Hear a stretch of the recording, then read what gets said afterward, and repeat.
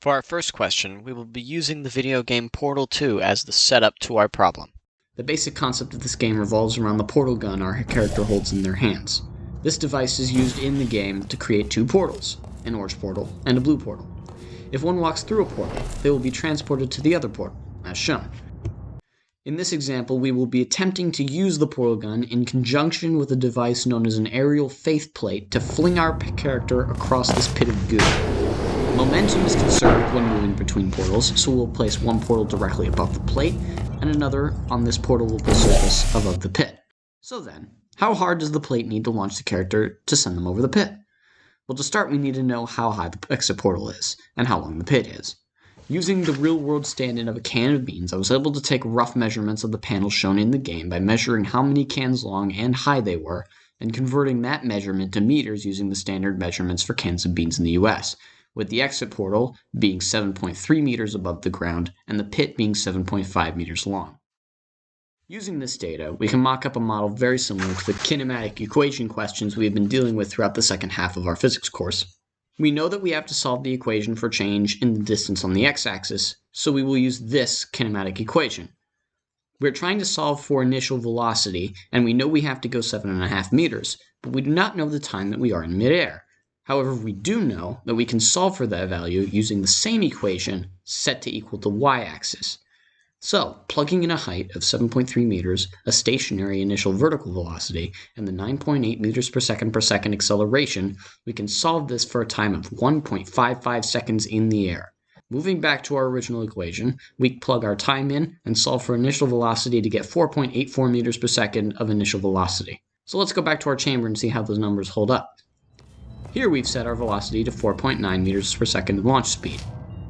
And as you can see, we clear the pit quite easily.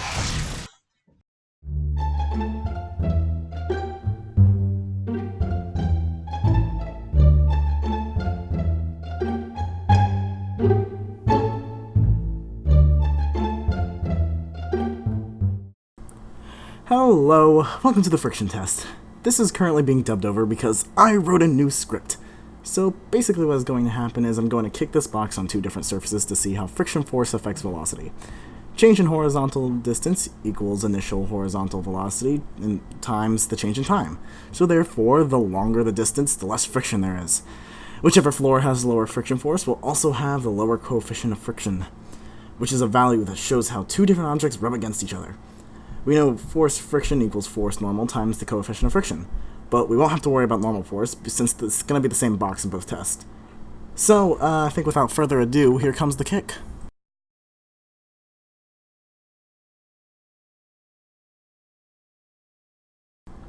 So, as you can see, the box did not go super far. Only about 25 inches approximately. We will now see how this compares to the wooden floor. So, I'll be right back. So here we are, back again with a wooden floor. So as you can see, we have the box about 0 inches. So let's just jump into the kick.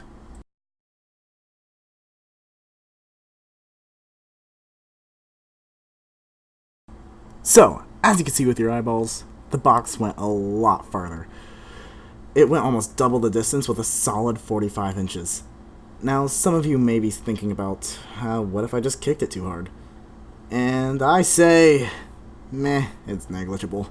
Honestly, as long as the kick is in the same general area, the kick isn't going to make a 20-inch distance difference. I think we can solidly conclude that the wooden floor has a lot less friction than the carpet, and therefore a smaller coefficient of friction.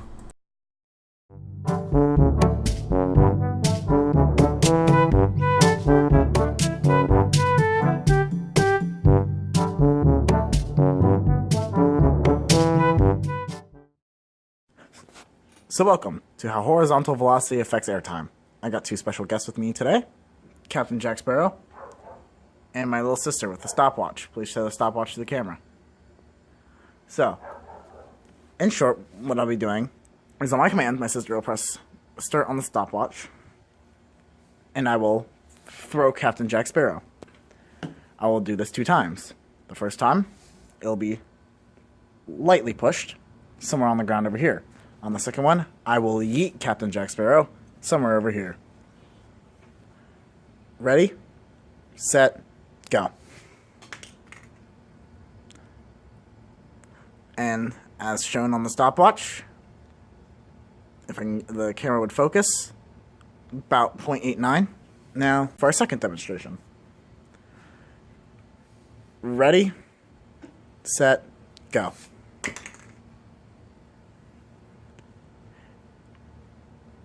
.59. As you see, this was only a 0.3 second difference. Honestly, it's within the margin of error. But basically what this is supposed to explain is what keeps things in the air is initial velocity vertically. Meaning,